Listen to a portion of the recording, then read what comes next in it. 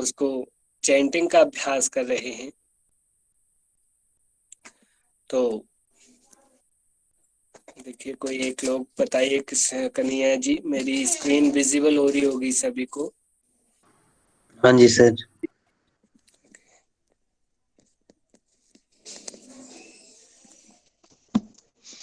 हम लोग अभी तक समाधि पाद कंप्लीट कर चुके हैं। उसके बाद साधन पाद पे चल रहे हैं हम। और साधन पाद में भी हम जो 50 सूत्रों को चैंट कर चुके हैं। लास्ट 5 सूत्र इसमें बचे हुए हैं, इसको करते हैं, फिर इससे आगे आज हम चैंटिंग करते हैं, फिर उसके बाद भगवत गीता का अभ्यास जारी रहेगा। तो हमने प्राणायाम के भेद तक 50 नंबर तक पढ़ा। इसके बाद जो एक और भेद बताया गया जिसकी अलग से चर्चा है, वो कह रहे हैं 51 में। सभी को स्क्रीन सही से विजिबल हो रही है, ठीक से दिख रहा है ना 50? ये लो, और मैंने बड़ा कर दिया है, ठीक हाँ है? जी बिल्कुल स्पष्ट है। गुड।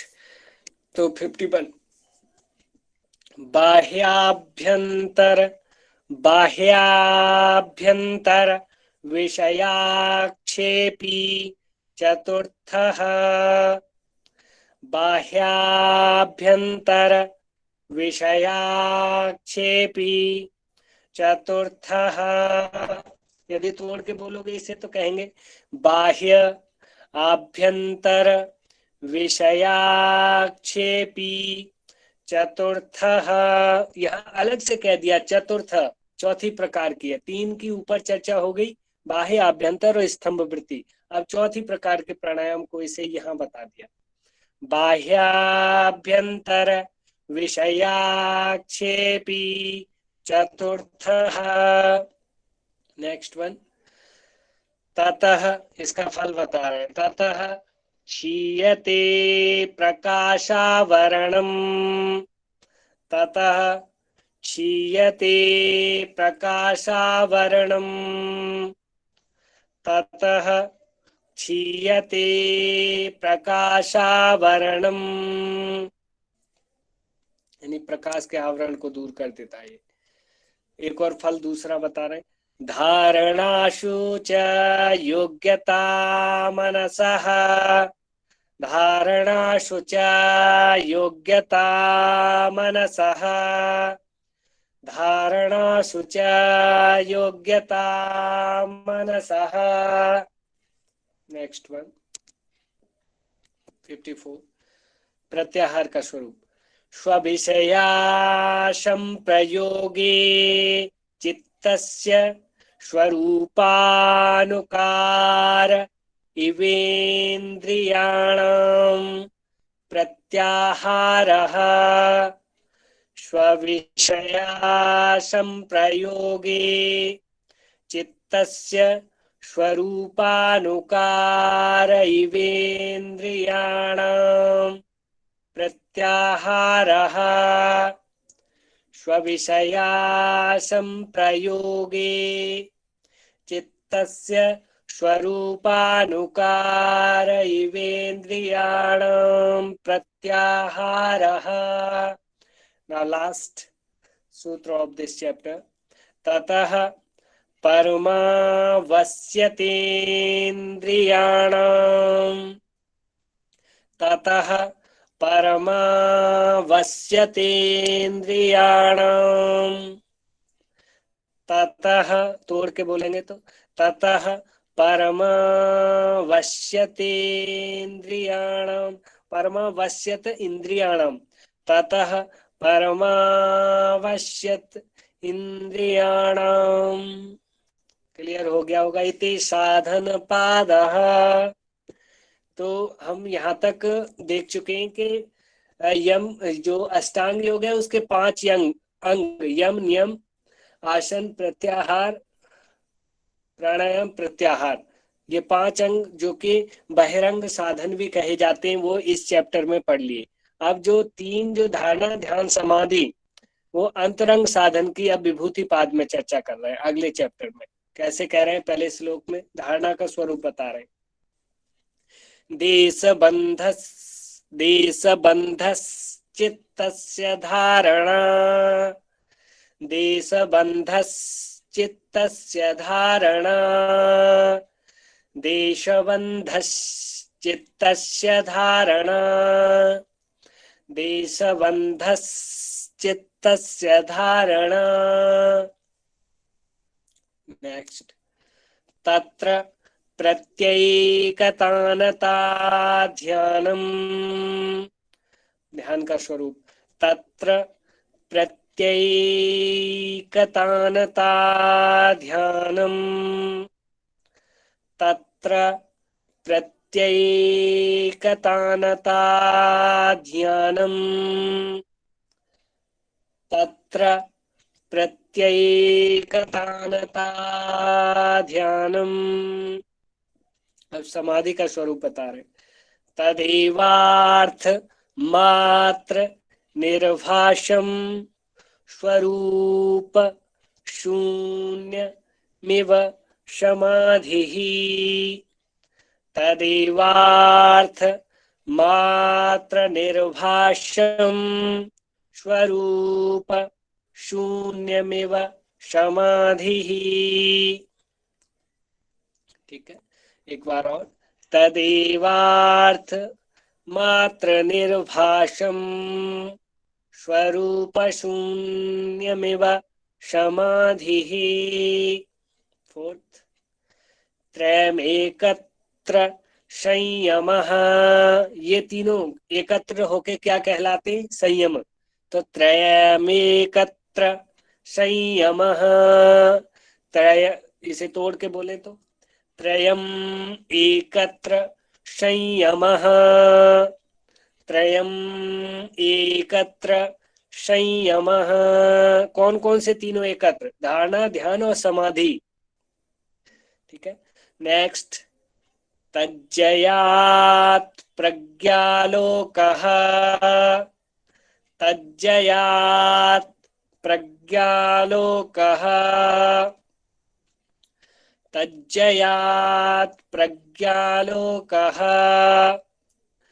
तस्य भूमिषु, नेक्स्ट, तस्य भूमिषु विनियोगः, तस्य भूमिषु विनियोगः, तस्य भूमिषु विनियोगः। नेक्स्ट वन, त्रयमन्तरङ्गं पूर्वेभ्यः, त्रयमन्तरङ्गं पूर्वेभ्यः, तोड़ के बोलने तो त्रयम् अंतरंगम पूर्वेभ्यः, त्रयम् अंतरंगम पूर्वेभ्यः, यानी ये तीनों अंतरंगम पूर्वेभ्यः जो पहले बोले गए उनका ये अंतरंग साधन है। अब आगे एक और उसमें कह दे रहे, तदपि बहिरंगम निर्बीजस्य, लेकिन ये निर्बीज समाधि के बहिरंग है, धारणा ध्यान समाधि। तदपि बहिरंगम निर्बीजस्य, तदपि बहिरंगम निर्बीजस्य, तदपि बहिरंगम निर्बीजस्य। आप लोग ना जैसे मैं बोला करूं ना, साथ साथ बोला करो, माइक बंद करके पढ़ा करो साथ साथ, तो उससे एक बार सुना और फिर उसके बाद बोला, क्योंकि उससे आपको जुबान भी खुलेगी, आएगा, बोलना आएगा। जुबान उठनी भी जरूरी है, संस्कृत पे सबकी नहीं उठ पाती है। जैसे नेक्स्ट है, व्युत्थान निरोध संस्कारयोर विभव प्रादुर्भावौ निरोध क्षण चित्तान्वयो निरोध परिणामः। व्युत्थान निरोध संस्कारयोर विभव प्रादुर्भावौ निरोध क्षण चित्तान्वयो निरोध परिणामः। एक बार और निरोध परिणाम को देख लेते हैं। व्युत्थान निरोध संस्कारयोर विभव प्रादुर्भावौ निरोध क्षण चित्तान्वयो निरोध परिणामः। क्लियर हो गया होगा। नेक्स्ट, तस्य प्रशांत वाहिता संस्कारात् तस्य प्रशांत वाहिता संस्कारात् तस्य प्रशांत वाहिता संस्कारात् तस्य प्रशांत वाहिता संस्कारात्। आज हम विभूतिपाद के दस्तक ही रखते हैं और आशा करता हूँ सभी को क्लियर हो गया होगा। यदि किसी को समस्या आ रही है तो एक आध कोई अभी पूछ सकते हो, कोई और दूसरा सूत्र चेंट कराना हो एक आध। सर 3 नंबर वाला करा दीजिए दोबारा से। 3 नंबर का कह रहा है समाधि का स्वरूप बता रहे हैं या परिभाषा है समाधि की, क्या है? तदेवार्थ तदेवार्थ मात्र निर्भाषम तदेवार्थ मात्र निर्भाषम स्वरूप शून्यमिव समाधिः स्वरूप शून्यमिव समाधिः। क्लियर हो गया होगा जहां तक है। हाँ जी, कोई और यदि किसी की हो गया है क्लियर? सर 7 नंबर 7 को कहते हैं, आप तोड़ के बोल लेना इसे, नहीं तो ऐसे मिला के नहीं बोल पा रहे हो तो इसे त्रयम कह लिया करो। त्रयम और फिर माँ में से अ निकलेगा, वो अंतरंगम हो जाएगा। इसमें जो ये जो ग ऐसे लिखा है ना, वो जो रंगम और ये जो इधर की या है या, इसमें ला पे बिंदी एक लग जाती है, अनुस्वार लग जाता है और गा पे भी रहेगा। तो कैसे बोलेंगे? त्रयम त्रयम अंतरंगम अंतरंगम पूर्वेभ्यः त्रयम अंतरंगम पूर्वेभ्यः त्रयम अंतरंगम। ये जो गा है वो पूरा आएगा इधर को और उस पे अनुस्वार ऊपर लगा हुआ है और इस या की वजह से र पे अनुस्वार हो जाएगा। अंतरंगम पूर्वेभ्यः। क्लियर हो गया होगा? ठीक है, सभी को क्लियर हो गया अभी तक के जो हमने 15 सूत्र चेंट किए? और यहाँ तक किसी को समस्या नहीं आ रही होगी? और पीछे की 9 वाला विद्या निरोध संस्कार एक बार और करवा दीजिए सर। ये कह रहे हैं आप तोड़ तोड़ के पढ़ा करो। व्युत्थान निरोध। आप पता है क्या, याद करने के लिए ना आप नीचे अंडरलाइन कर लिया करो कि मुझे व्युत्थान यहाँ तक पहले ये वर्ड बोलना है, फिर बोलना है निरोध, इस पे अंडरलाइन कर लिया, फिर अलग अलग तोड़ तोड़ के अंडरलाइन, क्योंकि ऊपर एक साथ कर रखा है ना, एक ही साथ एक पूरी इतनी लंबी लाइन कर रखी है तो इतना बोलने में बड़ा डर सा लगता है। जब तोड़ के बोलते तो हो जाता है।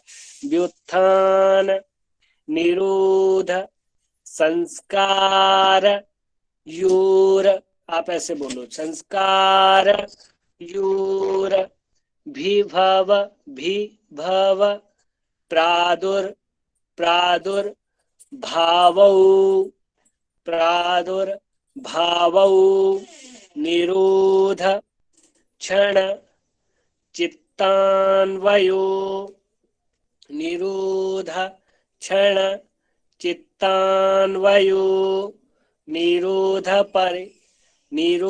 परिणामः। ठीक है, ऐसे बोलना है। चलिए अब हम भगवत गीता की तरफ चलते हैं।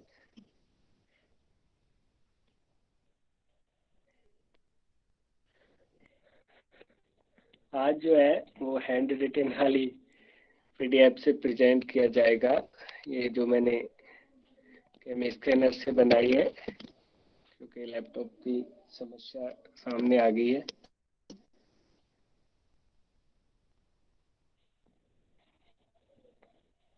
आइए प्रार्थना करते हैं भगवान श्री कृष्ण का ध्यान। ओम सर्वोपनिषदो गावो दुग्धा गोपाल नंदन पार्थो वत्स सुधीर भोक्ता दुग्धं गीतामृतं महत मूकं करोति वाचालं पंगुं लंघ्यते गिरिं यत्कृपातमहं वन्दे परमानंदमाधवम्। अभी तक हम पिछली कक्षा में जो हमने यहाँ 16वां और 17वां अध्याय पढ़ा, जो 16वां अध्याय में हमने देवासुर संपद विभाग यानी कि जो देवी गुणों को रखने वाले साधक या देवताओं की शक्ति सिद्धियां या गुणों का यहाँ पे हमने उन पे दृष्टि डाली। उसके साथ साथ जो आसुरी शक्तियां हैं उन पे भी हमने दृष्टि डाली। तो देवी संपदाओं में यहाँ पे जो बताया गया था वो हम देख सकते हैं कि ऐसे साधक जो दैवी संपदा रखते हैं उनमें भयहीनता होती है, किसी प्रकार का डर नहीं होता, दम करते हैं। यानी दम किसका किया जाता है? इंद्रियों का दमन, मन का शमन। इंद्रियों को वो ज्यादा विचलित नहीं होने देते, भागने नहीं देते, उनको कंट्रोल अवस्था में रखते हैं। सत्व की संशुद्धि होती है, सदैव सत्व को बढ़ावा दिया जाता है, उसको प्यूरिफाई करने की कोशिश की जाती है। दृढ़ता ज्ञान की होती है। भयहीनता दम सत्व की संशुद्धि दृढ़ता ज्ञान की, तन मन सरलता यज्ञ तप स्वाध्याय सात्विक दान भी। तो इसमें दृढ़ता ज्ञान की और तन मन सरल हो जाता है बिल्कुल, यज्ञ तप और स्वाध्याय तथा उसके साथ साथ सात्विक ज्ञान को सदैव बढ़ावा दिया जाता है। और उन्हें ऐसे साधकों में सदैव इस सात्विक ज्ञान की वृद्धि होती है और वो तप और यज्ञ आदि करने वाले होते हैं। कौन? जो दैवीय संपदा को धारण किए होते हैं। ठीक है, उसके साथ साथ आगे बता रहे हैं मृदुता, उनमें मृदुल भाव होता है। हिंसा करने वाले होते हैं, हिंसक नहीं होते कभी भी, सत्य को धारण करने वाले होते हैं। करुणा, शांति और जो दया का भाव है, उसके साथ साथ जो शांति बनाए रखना, क्रोध विहीनता, गुस्सा को पास न आने देना, ऐसिया उनके पास न आना, ये भी एक उनका दैवी संपदा में रखा गया है। लज्जा, अचंचलता, और जो लज्जा है, जो गलत कामों को करने में सदैव एक लज्जा, शर्म हमारी आत्मा खुद अंदर से बोलती है, तो वो लज्जा का भाव बना रहना, उसकी चंचलता ज्यादा ना होना, अनिंदा, किसी की ईर्ष्या या किसी की बुराइयां न करना, त्याग और तृष्णाहीनता जो भी है। देखो, कुछ अच्छा पाने के लिए और योग मार्ग पे बढ़ने के लिए बहुत सारी चीजों का त्याग करना पड़ता है, वो त्याग करना। और तृष्णाहीनता, सदैव जो आगे कुछ ना कुछ आशा लगी रहती है, अब ये मिल जाए, अब ये हो जाए, वो हो जाए आदि, ये सब हमने देखा। इसके साथ साथ धृति, तेज और पावनता, क्षमा, अद्रोह आदि पे भी दृष्टि डाली। मान विहीनता की भी चर्चा की कि उनमें मान की कोई ऐसी वो होनी होती कि उन्हें मान सम्मान ही मिलना चाहिए, वो अपने कर्म करते हैं, फल की अच्छा नहीं करते। और आसुरी संपदा में रखा गया था मुख्य रूप से मदमान, मिथ्याचार, क्रोध, कठोरता, अज्ञान भी, ये आसुरी संपत्ति में जन्मे हुए पाते। सभी क्या क्या पाते? वो पाते हैं वो ये मद, उनमें एक मद भाव होगा। मद बोलते हैं एक अहम, ईगोइस्ट में अहम भाव ऐसे। और मान, वो सदैव ऐसी एक कुछ व्यक्ति होते हैं जो सदैव मान सम्मान के लिए कार्य करते हैं, इस टाइप के कुछ मिथ्याचार जो कि दिखावे के लिए कुछ काम किए जाते हैं। क्रोध होता है, कठोरता, कठोर दिल के होते हैं। ज्ञानी में ही अज्ञानता भी होती है, किसमें? आसुरी प्रवृत्ति वाले साधकों में या आसुरों में। ठीक है, इसके बाद हमने सप्तदश अध्याय पढ़ लिया था पिछली क्लास में। उसमें श्रद्धा, 3 प्रकार की श्रद्धा की चर्चा की थी। तो सात्विक और राजसी, तामसी श्रद्धा को विस्तार से देखा था हमने। उसके साथ जो ये जो है सब प्रकृति से उत्पन्न हुई, ये भी हमने जाना। श्रद्धा के अनुसार पूजन को हमने देखा था कि जो सात्विक श्रद्धा वाली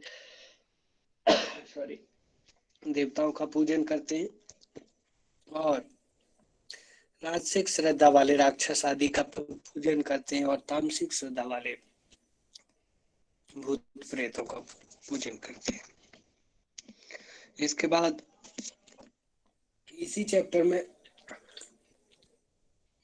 सर पानी पी लीजिए। इसी चैप्टर में त्रिविध आहार की चर्चा की गई थी। और त्रिविध आहार में यदि क्वेश्चन बनता है कि आहार पथ्यापथ्य की या आहार की चर्चा कौन से चैप्टर में की गई है, तो आप यहाँ 17 नंबर के चैप्टर की चर्चा करेंगे। ठीक है, उसके साथ 3 प्रकार के वही भोजन बताए। सात्विक आहार, जो कि सात्विक आहार जो कि हम अब तक के अपने अन्य हठ योग के ग्रंथों में भी पढ़ते चले आए हैं, जो सात्विक आहार है वही पथ्य है योगी के लिए। बाकी शेष 2 जो राजसिक और तामसिक आहार है, जिसमें नमकीन, कटु, खट्टे, गरम, रूखे, दाह, तीक्ष्ण और दुख, शोक, रोगप्रद जो रोग आदि उत्पन्न करने वाले होते हैं, उसके साथ साथ ये जो तामसिक प्रवृत्ति वाले रखे हुए रसहीन वाली और बासी और अपवित्र झूठे आदि भोजन को अपथ्य पूरी तरीके से कहा गया है भगवत गीता में भी। आप इसे उससे मैच कर सकते हो। नेक्स्ट जो त्रिविध यज्ञ की चर्चा की गई है, तो त्रिविध यज्ञों में जो है यहाँ पे हमने देखा था जो तामसिक यज्ञ होते हैं, जो राजसिक, तामसिक और ये सात्विक, तीनों प्रकार के यज्ञों में जो सात्विक यज्ञ देखा था बिना फल की इच्छा के, जो कर्तव्य समझकर शास्त्र के विधिवत, शास्त्र के अनुसार जो यज्ञ किए जाते हैं, वो जो है सात्विक देखे थे, राजसिक देखे, और फिर इसी प्रकार हमने तामसिक यज्ञ की भी चर्चा करी।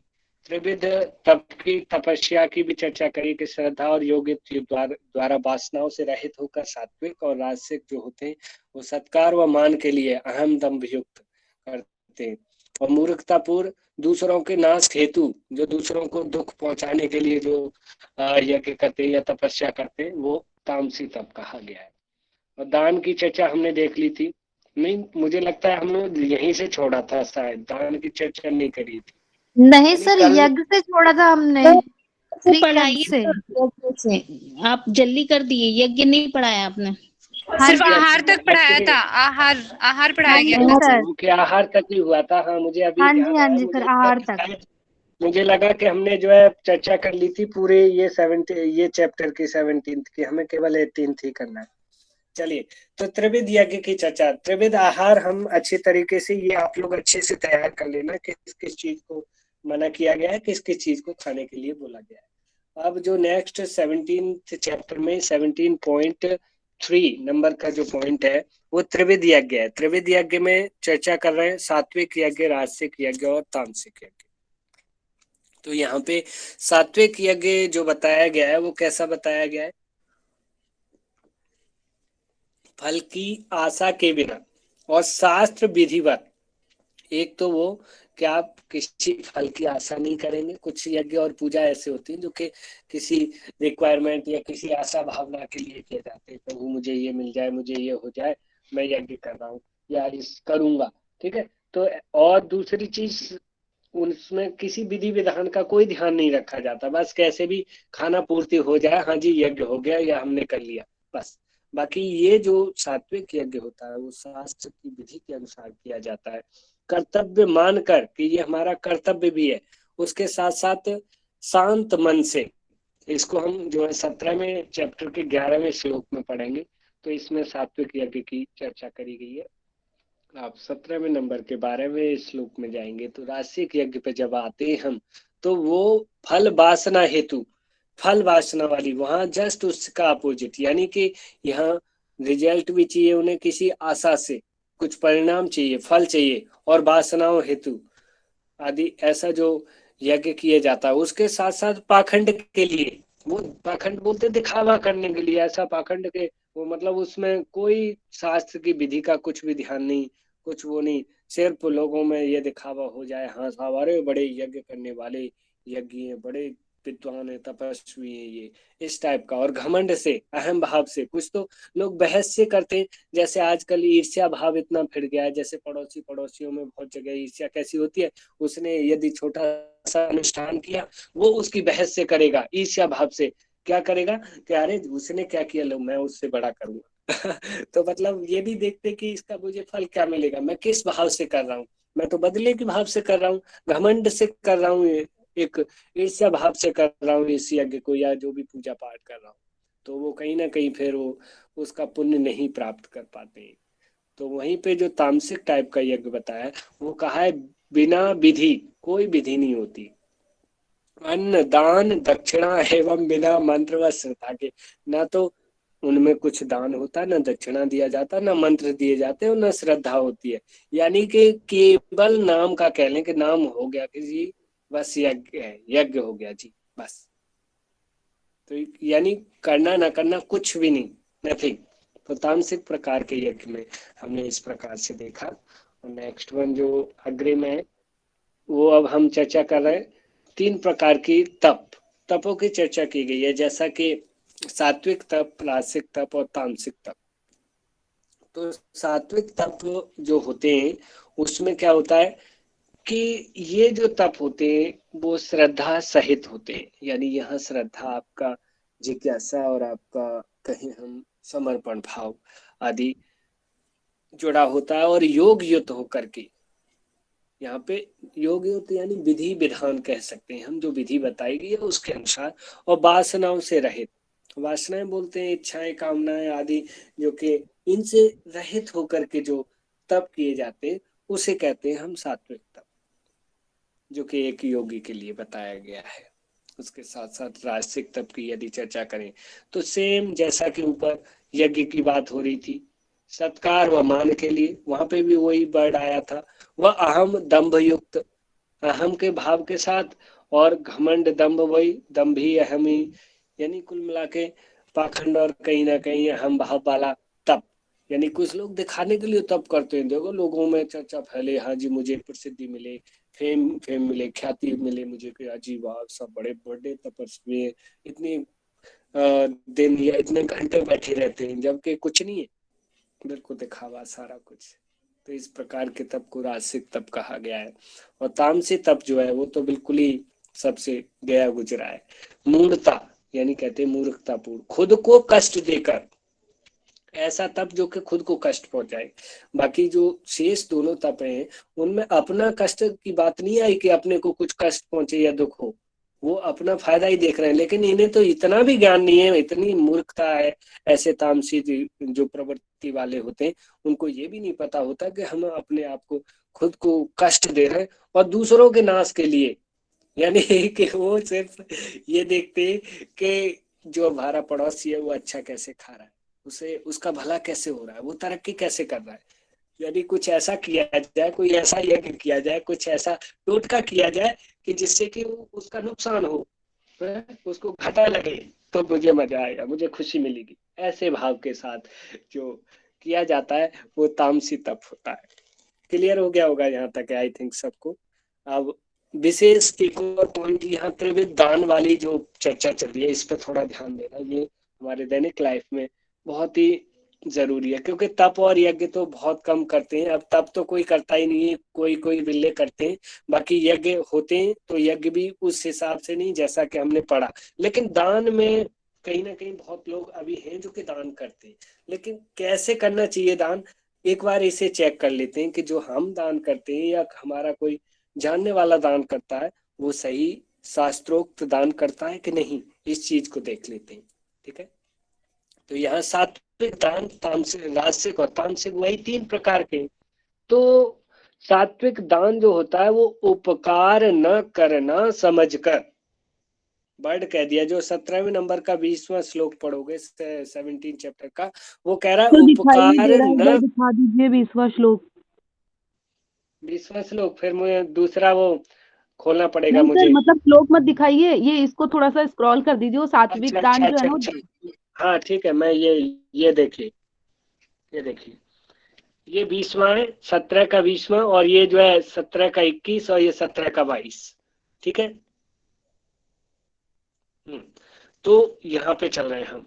तो उपकार करना न समझकर, एक्चुअली होता क्या है कि देखो कहीं ना कहीं हम बेशक ना कहें, लेकिन कुछ दान दे रहे होते हैं ना किसी को, तो क्या सोचते हैं हम उपकार कर रहे हैं। उपकार मतलब परोपकार कर रहे हैं, जबकि वो हमारा कर्तव्य है। हम एक मनुष्य हैं, मनुष्य प्रजाति में उत्पन्न हुए हैं, तो हमारा ये कर्तव्य है कि यदि हम इस लायक हैं, हम पे कुछ है और दे सकते हैं, भगवान ने हमें देने लायक बनाया है, तो उसमें हमारा ये भाव नहीं होना चाहिए कि हम कुछ उपकार कर रहे हैं। वहाँ ये भाव होना चाहिए, दिस इज माय ड्यूटी, ये हमारा कर्तव्य है और हम अपना कर्तव्य समझ के दान दे रहे हैं, न कि ये कि किसी का कहते हैं ना एहसान बोलते हैं, जैसे मैं एहसान कर रहा हूँ, मैंने एहसान कर दिया, उसको दान दे दिया, फिर उसको बीच में कमेंट सुना दी। जैसा कि आजकल देख रहे होगे आप, क्या होता है कि दान किया दिया जाता है, उनकी मजाक सी बन जाती है। गरीबों को दान दे रहे हैं साहब, उनकी फोटो खींच खींच के सेल्फी खींच ली जा रही है,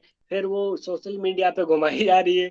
तो कहीं ना कहीं वो बेचारे जब अपनी फोटो देखते हैं, जो गरीब लोग, ये कभी भी तो उन्हें बड़ी लज्जा महसूस होती है कि देखो हम दान दे रहे हैं और ये लोग हमारे फोटो खींच खींच के सेल्फियां ले लेके सारे में घुमा रहे हैं, और उन्हें कहीं ना कहीं एक बड़ी ठेस पहुंचती है। और यहाँ जो दान दे रहा है या जिसने सेल्फी आदि फोटो खिंचवा रहा है, तो वो इस चीज को इंडिकेट कर रहा है कि वो कहीं ना कहीं इस भाव को अपना कर्तव्य ना समझकर उपकार समझ रहा है, एहसान समझ रहा है, दिखावा कर रहा है, शो ऑफ करने के लिए कि हाँ मैं देखो ये भी करता हूँ। तो कहीं ना कहीं जो पक्के साधक होते हैं, जो अच्छे योगी होते हैं, वो पता ही नहीं लगता कि कब दान कर जाते हैं। आपको ये वाला पॉइंट क्लियर हुआ होगा कि यानी कि पहली चीज कर्तव्य समझ के दान करना। दूसरा अगला पॉइंट है देश। अब देश बड़े महत्व रखता है। देश का मतलब है स्थान, किस स्थान पे दान करना है। आजकल लोग ये भी नहीं देखते कि वास्तव में कि दान के जैसे ना आगे चर्चा की गई है, देश काल व पात्र को देखकर, यहाँ ये नहीं सोचते लोग कि किस स्थान पे दान करें। किस स्थान से तात्पर्य है कि जहाँ ऑलरेडी किसी चीज की कमी नहीं है, जहाँ जो दान दिया जा रहा है उसकी कोई वैल्यू नहीं होगी, उन तो ऑलरेडी वो चीज है। नीडी पर्सन को दान नहीं दे रहे हो आप ऐसे व्यक्ति को दान दे रहे हो जिसे उसकी आवश्यकता ही नहीं है। और उसके बावजूद बड़ी देखो, ये पात्र को देखकर, यानी आप पात्र नहीं देख रहे हो। पात्र बोलते हैं उसे जिसको दान देना चाहिए, जिसको बहुत आवश्यकता है बेचारे को। आप ये सोचिए कि दो व्यक्ति हैं आपके सामने, एक बेचारा बड़ा बहुत भूखा है और एक ऐसा है कि जो कि कई जगह से खाना खा के आ गया है। देखो इसका सीधा साधा मैं एग्जांपल दे सकता हूँ। हमारे ये जो अभी नवरात्र के व्रत चलते हैं, उनमें देखा होगा कि कुछ लोग जो रोड पे बैठे रहते हैं, वो बेचारे खाने के लिए मांगते हैं कि खाना दे दो, खाना दे दो। और उसी समय में जब बच्चों को क्या किया जाता है, बच्चों को वहां खाना दिया जाता है, तो हर घर से उन्हीं बच्चों को खाना दे रहे हैं। तो कितने घरों से वो खाना ले लेके बच्चे ले तो जाते हैं, लेकिन पैसे रख के जेब में खाना फेंक देते हैं बाहर ले जाके, और उस खाने को कूड़े में पड़ा होता है, कुत्ते खाते हैं या फिर वो पैरों के नीचे दब रहा होता है। तो कहीं ना कहीं वो चीज हुई। ये तो छोटी चीज है, लेकिन इसके साथ साथ अब आप हम एक ऐसा व्यक्ति है जो कि बड़ी ही सर्दी में बड़ी परेशानी से गुजर रहा है, उसको आवश्यकता है कि कोई कपड़ा मिले, वस्त्र दिया जाए उसे, लेकिन आप उसे ना देके आप किसी ऐसे व्यक्ति को दे रहे हो जिसपे ऑलरेडी है, या फिर वो आपका कहीं ना कहीं थोड़ा सा परिचित आ रहा है, परिचय में है। तो कहीं ना कहीं वो आप दान नहीं करें, उसका कुछ फायदा नहीं होना। और दूसरी चीज यहाँ पे एक वर्ड रखा गया है, काल। काल का बड़ा विशेष महत्व है। काल का मतलब है कि जिस समय आवश्यकता है उस समय यदि दे पा रहे हो तो ठीक है, नहीं तो बाद में दिया तो फिर क्या फायदा होता है। कुछ लोग क्या होते हैं, जैसे अपनी हम सामान्य व्यक्ति क्या होते हैं कि व्यक्ति को आवश्यकता है अभी, लेकिन हम उस समय नहीं देते, अपनी माइंड में घूमते रहते हैं, यार दूं ना दूं, दूं ना दूं, दूं ना दूं, ये इस कंफ्यूजन में रह जाते हैं।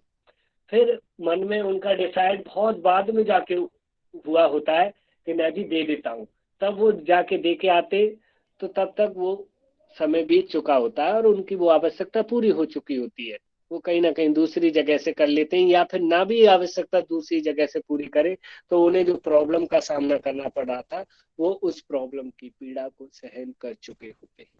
तो यहाँ काल से आप समझ सक रहे होंगे कि काल से मतलब है कि यदि आप किसी को ऐसा पात्र पा रहे हो तो यदि देना भी है आपको तो जस्ट दान दो उसी समय, ये नहीं कि मतलब आप सोच के या समय बीतने के बाद दो।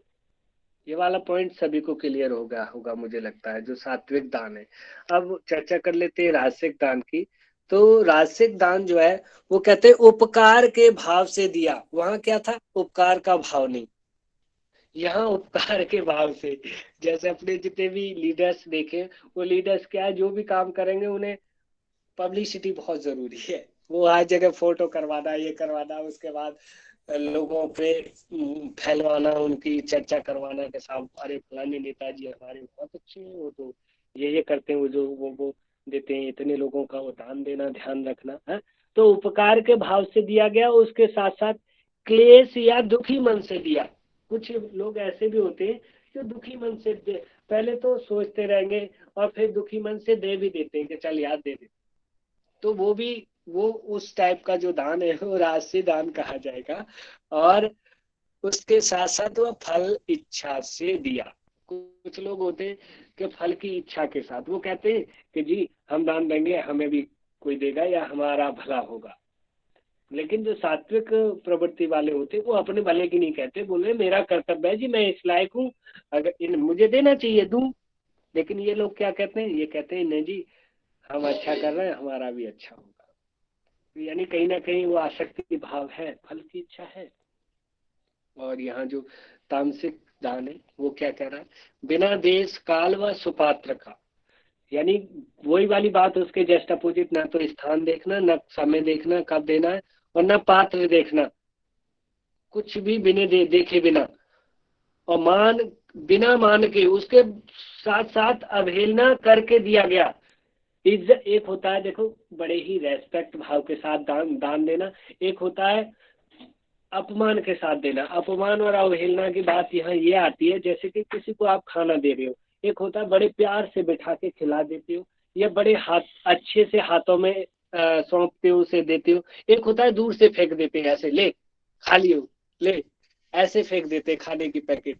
तो वो क्या है, कहीं ना कहीं अवहेलना करके और उसका रेस्पेक्ट न करके आप दे रहे हो, तो वो इस टाइप का जो दान है इनके कोई फायदा नहीं है। और ऐसा दान जो है तामसिक दान होता है। मुझे लगता है सभी को ये क्लियर हो गया होगा जो दान वाला पॉइंट है। अब इस जो लास्ट चैप्टर हम लोग मोक्ष संन्यास योग पढ़ने जा रहे हैं, जो कि इसमें अभी हम देखेंगे संन्यास एवं त्याग का स्वरूप देख रहे हैं। सबसे पहले जो संन्यास क्या है और त्याग क्या है, इन दोनों का स्वरूप पे चर्चा करें।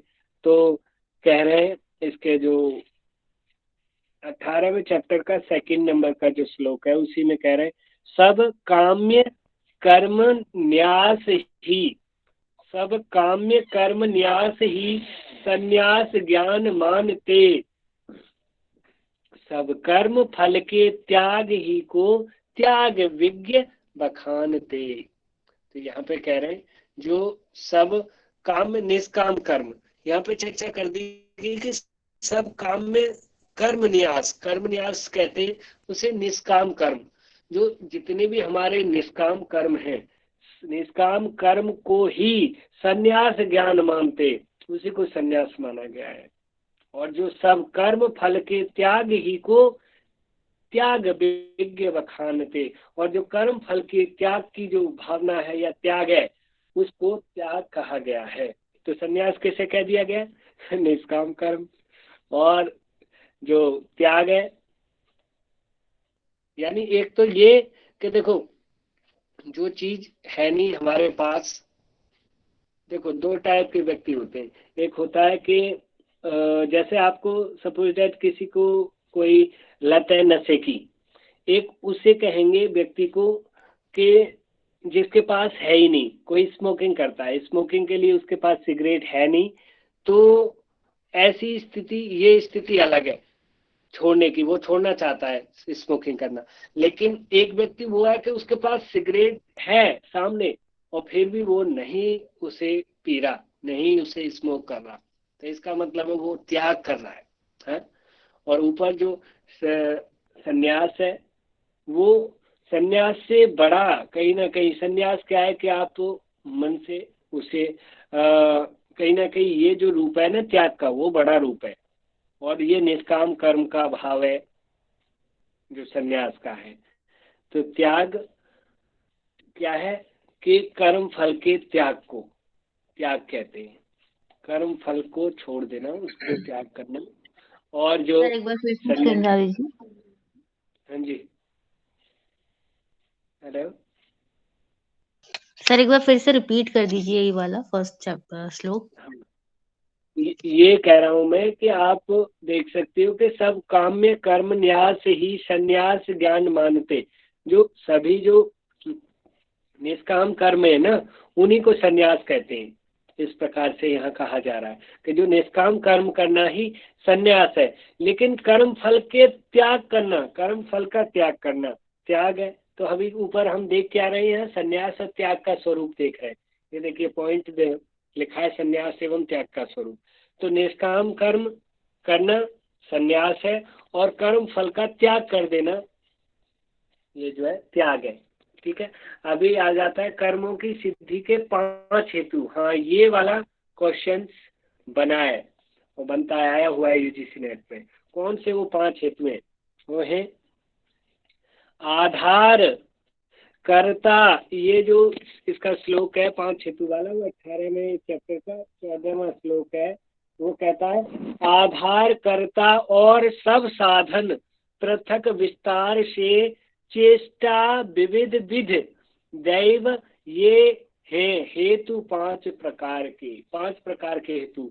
वहां पे चर्चा आती है, क्वेश्चन आता है कर्म की सिद्धि के कितने हेतु हैं, या कितने प्रकार के कौन कौन से हेतु हैं, तो उनको क्रम में बताइए, या कौन से हेतु हैं, उनका मतलब क्या है, ये ऐसे करके बोला जाता है।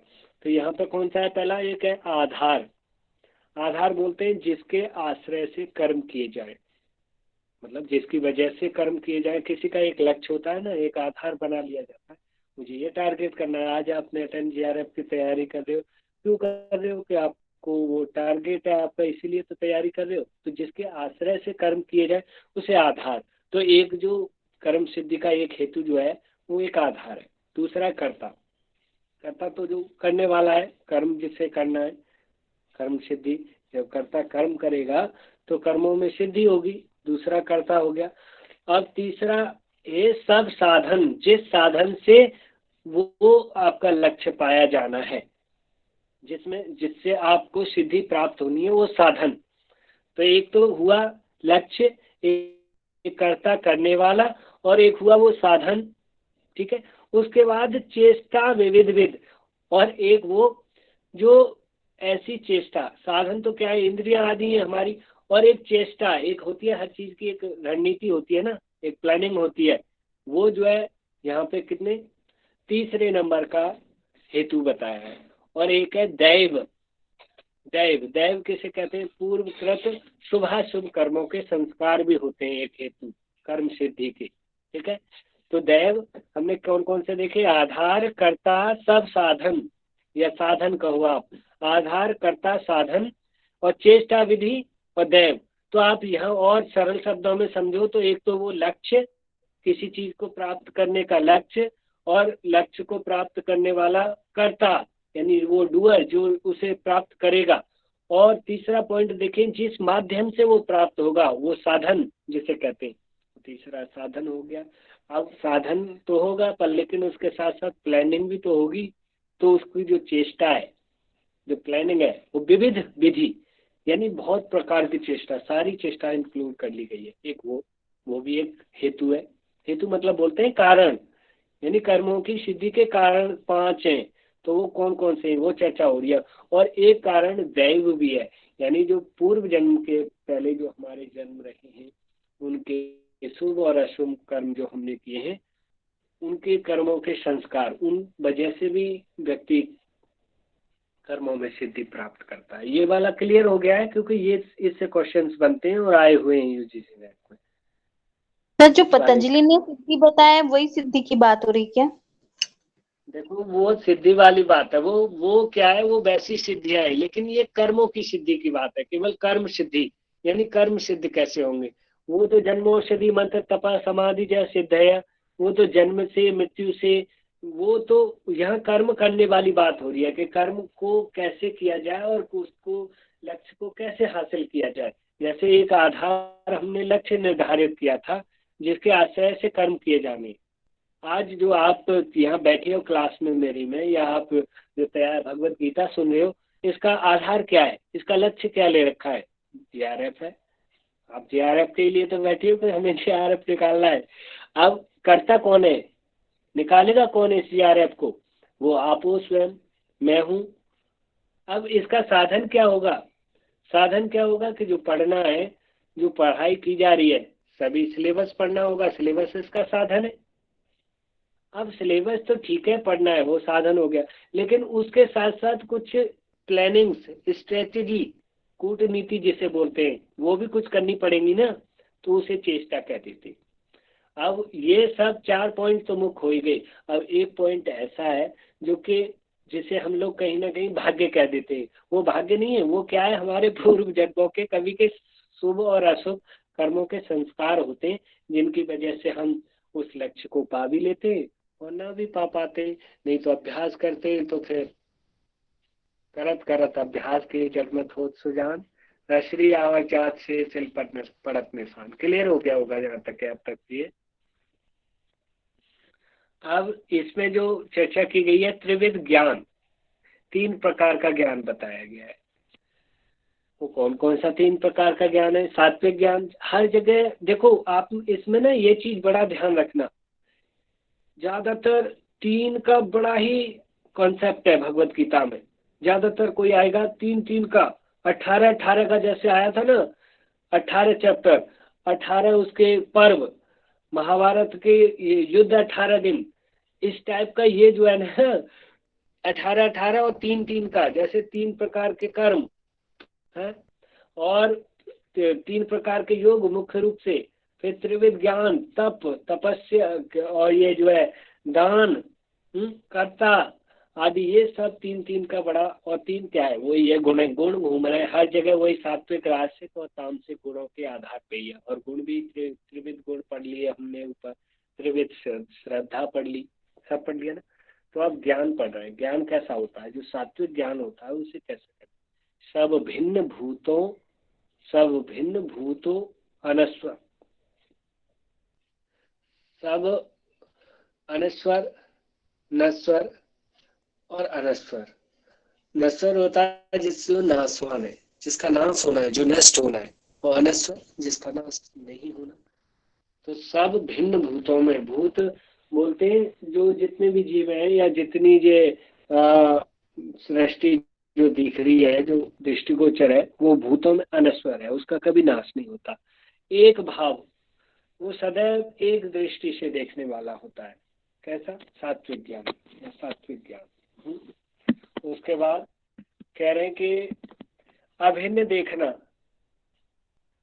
एक भाव, अभिन्न, एक भाव, वो उसमें सदैव एक भाव होता है वो, और अभिन्न देखना, वो जो दूसरे को दिखना या दूसरा न दिखना, इस टाइप की कुछ चर्चा की गई है। 1 मिनट में और क्लियर कर देता हूँ यहाँ पे। तो 18वें का 20वां श्लोक है, वो कहता है आपका, हाँ, ये कह रहा है कि सब भिन्न भूतों में अनस्वर एक भाव अभिन्न ही, उनमें सब भूतों में तो अनस्वर है और एक भाव अभिन्न है, उसका एक ही भाव में रहने वाला है। और जिस ज्ञान से जन देखता है ज्ञान सात्विक है वही, और जिस ज्ञान से जो व्यक्ति देखता है उसे सात्विक ज्ञान कहते हैं। तो कुल मिला के हम कह सकते हैं कि ये जो है अनश्वर ज्ञान है, ऐसा ज्ञान जिसका नाश नहीं होना और जो हर जगह कहीं अभिन्न नहीं होता और सब जगह एक जैसा होता है ज्ञान। जो सत्य है वो सत्य हर जगह एक जैसी रहेगी ना, वो बदलेगी तो नहीं ना सत्य, कि आपके लिए कोई अलग सत्य है, मेरे लिए कोई अलग सत्य है, सबकी एक सत्य है। तो इस टाइप का जो है वो सात्विक ज्ञान कहा गया है। और राजसिक ज्ञान है वो सभी प्राणियों में भिन्नता का ज्ञान, वो सोचता है कि अलग अलग, सब प्राणी को अलग अलग देखेगा, ये भी अलग है वो भी अलग है, सभी में अनेकों भाव देखना और सभी को अलग अलग भाव से देखना। और जो सात्विक ज्ञानी होता है वो क्या है, सबको अपने जैसा समझता है, सब में ईश्वर है, सब में जीवात्मा है, ऐसा सोचता है। और जो राजसिक ज्ञानी होगा वो क्या है, सबको अलग अलग रूप में देखेगा। ठीक है। और जो तामसिक ज्ञानी की बात करें तो एक ही लघु कार्य में आसक्ति, निस्सार युक्ति विहीन ज्ञान, और एक ही छोटे से कार्य में आसक्ति में फंसा रहता है वो, और निस्सार, बिना सार के, सार बोलते हैं बिना किसी परिणाम के, युक्त विहीन ज्ञान ऐसा जो होता है वो कैसा है, वो तामसिक ज्ञान कहा गया है। त्रिविध कर्ता और त्रिविध बुद्धि, त्रिविध धृति, पढ़ लेते हैं, एक और पढ़ लेते हैं फिर। सर ये तामसिक ज्ञान एक बार फिर से बताएंगे? ज्ञान जो है ना, तामसिक ज्ञान की कह रहे हैं कि एक ऐसा ज्ञान जो कि किसी एक कार्य में ही फंसा रहना, यानी कोई ऐसा बिना सेंसलेस कार्य में फंस जाए और वो व्यक्ति उसी में फंसा रहे, निस्सार, जिसका कुछ सार न निकले, उसका कुछ रिजल्ट सही ना हो, ऐसे किसी कार्य में फंसा रहना, ऐसी बुद्धि रखना। और युक्ति विहीन ज्ञान, युक्ति विहीन मतलब जो कि किसी रास्ते पे या किसी रास्ते को फॉलो ना करे, किसी ग्रंथ को फॉलो ना करे, वो ऐसे ही मनगढ़ंत से उत्पन्न कर लिया जाता है, तेरे ऐसे तामसिक ज्ञान होते हैं जो कि जिनका सार ही नहीं है, जो वास्तव में है नहीं, लेकिन फिर भी क्या कहते हैं वो ज्ञान बना देते हैं, उसे कहते हैं ये भी ज्ञान। तो इस टाइप के कुल मिला के निकृष्ट प्रकृति का जो है वो तामसिक ज्ञान कहा जाएगा। और त्रिविध कर्ता है, जो कर्ता, जो कर्म करने वाला कहे, तीन प्रकार के, एक सात्विक, राजसिक और तामसिक। तो सात्विक जो कर्ता होते हैं वो क्या कहते हैं, करते बिन अहंकार, बिना अहंकार का। 18वें का 26वां श्लोक देखोगे आप, 18वें चैप्टर का, तो विदाउट ईगो भाव के कहे, बिन अहंकार, असंग, यानी विदाउट अटैचमेंट, असंग भाव के साथ, यानी उससे जुड़े ही नहीं रहना है, जो कर्म करना है हमारा कर्म है, अपना कर्म किया और बस चला। धीरजवान, धैर्य रहना उनमें। उत्साही, ये देखा था ना हमने उसमें जो साधक तत्वों में, धैर्य होना चाहिए, उत्साह होना चाहिए, उत्साह साहसा धैर्यात तत्व ज्ञान च निश्चयात, ये जो पढ़ा था। तो बिना अहंकार के असंग और धीरजवान होना होगा करता, ऐसा जो कि सात्विक करता होगा, उत्साही होगा, और सिद्धि असिद्धि में अविकार, यानी सिद्धि मिले चाहे असिद्धि मिले उसमें अविकार भाव होगा उसका। कुल मिला के वो ऊपर बात आ गई कि असंग वाली बात है, तो असंग का मतलब तो ये है कि कैसा भी हो मुझे उससे जुड़ना ही नहीं है, मुझे उसमें फंस के नहीं रहना, मुझे अपना कर्म आगे करते जाना है। ठीक है। और राजसिक कर्ता के बारे में बात कर रहे हैं, हिंसक होते हैं ऐसे कर्ता, हिंसा करने वाले, अपने फल की या अपने खुशी के लिए, अपने फायदे के लिए किसी की भी हिंसा करवा, विषयमय होते हैं। विषयमय बोलते हैं जो कि सांसारिकता में फंसे व्यक्ति, और जो कि सदैव जो इंद्रियों के विषय, उनकी लोलुपता को, उनकी इच्छा को सदैव पूरा करते चलते हैं। लोभ, हर्ष, विषाद युक्त लोभ होता है, हर्ष विषाद, हर्ष भी महसूस करते हैं, विषाद दुख बोलते हैं आदि, इसके सहज जो होते हैं वो राजसिक कर्ता होते हैं। मलिन व फल कामना वाला, फल की इच्छा के साथ जो कर्म करते हैं। अब जो तामसिक कर्ता है उनकी चर्चा कर रहे हैं, उनकी कह रहे हैं कि चंचल, घमंडी, चंचल होंगे, घमंडी होंगे, सठ वही कहते हैं एक प्रकार के, सठ बुद्धि के कहीं ना कहीं ये मूल बुद्धि कहे, और विषादी, विषादी वो दुखी, विषाद, और विषादी जो दुख में रहने वाले, क्योंकि दुख के पास जाओगे दुखी मिलेगा, तो दुखी बांटेगा वो। अप्रसन्न चित्त वाला, इसमें लिखा है ना विषादी कौन होता है? अप्रसन्न चित्त वाला, जिसका चित्त प्रसन्न ना हो। दीर्घ सूत्री, जो थोड़े से काम को फिर कर लेंगे ऐसी इच्छा बोलता है। दीर्घ सूत्री बोलते हैं कि थोड़ा काम पड़ा है लेकिन अरे फिर कर लेंगे, बहुत लंबा टालता रहता है जो चीज कार्य। ठीक है। आलसी और शिक्षा रहित, आलसी भी होता है और वो शिक्षा से रहित होगा, उसको ज्ञान नहीं होगा, वह हानिकारक। ऐसे जो कर्ता होते हैं वो दूसरों को हानि पहुंचाते हैं। सर वो चंचल जो है वो तो राजस रहेगा ना? एक्चुअली राजस, ये चंचल वाला उसमें हिंसक रखा गया है, लेकिन यहाँ चंचल इसमें इसी कैटेगरी में इसमें दिया गया है। एक्चुअली क्या है, यहाँ पे देखो, आप खुद इस श्लोक को देखोगे 28 नंबर का, तो उसका अर्थ देखोगे तो यहाँ पे सीधा कहा गया है, चंचल, घमंडी, सठ, विषादी, दीर्घ सूत्री, आलसी, शिक्षा रहित, पर हानिकर, कर्ता कहा है तामसी। इस प्रकार का तामसी में रखा गया है ये वाला। यानी चंचल वो वैसे नेचर से चंचल होते हैं, लेकिन उन्हें ये भी नहीं होता कि वो अपना भी भला कर ले। कुछ होते हैं कि ओवर चंचल कह दें या ऐसा कह दें कि कुछ इस टाइप के व्यक्ति देखे होंगे आपने, कि मतलब वो चंचलता दिखाते हैं लेकिन उनमें उसमें ना उनका हित होता है और दूसरे को दुखी पहुंचाते हैं और अपना भी कुछ फायदा नहीं कर पाते।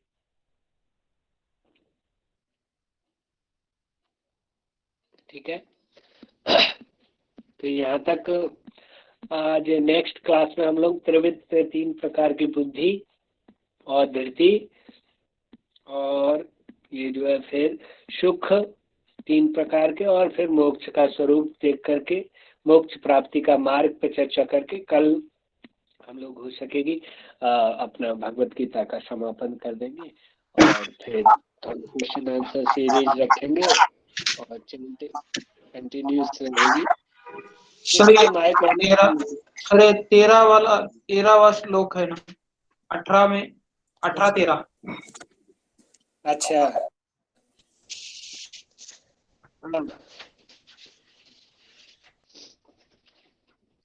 हाँ वो वाला जो मैंने बोला था, कर्म सिद्धि वाले। पंचैतानि महाबाहो कारणानि निबोध मे, सांख्यीकृतान्ते भूतानि सिद्धये सर्वकर्मणाम्। ये कर्म सिद्धि वाले जो चर्चा ऊपर हुई थी। हाँ सर, ये समझा दीजिए, समझ नहीं आया सर। ये कर्म सिद्धि के आधार, चेष्टा, साधन, देव आधार, ये समझ में नहीं आया। मैंने क्या कहा था, देखो किसी भी लक्ष्य को प्राप्त करने के लिए ये वाला देखो, ये है। हाँ, लेकिन ये वाला दूसरा है, ये वाला जो आप बता रहे हो ना वो वाला नहीं है। ये 14वें नंबर का है जिसमें कर्म सिद्धि वाले हैं। ऊपर जो जिन्होंने पूछा था वो, उसका तो मतलब है, हे 5 कारण जान लो सब कर्म होने के लिए। ये बात बता रहे हैं। वो 5 कारण कौन से? वो नीचे जो अभी हमने कर्म सिद्धि के 5 हेतु बता दिए ना, ये वाले नीचे। ऊपर तो उतनी बात कही गई है 5 कारण जान लो सब कर्म होने के लिए, सुन मैं सुनाता सांख्य के सिद्धांत में जो भी दिए। जो सांख्य के सिद्धांत में दिए गए उसको अब फिर आगे सूत्र श्लोकों में ये वाला बताया गया है। आप जो पूछ रहे थे अभी, ये क्लियर हो गया होगा। जो 12वें नंबर वाला, सॉरी 13वें नंबर का जो श्लोक बता रही थी। अब 14वें का जो आधार कौन कौन से, वो सिद्धि के 5 कारण आधार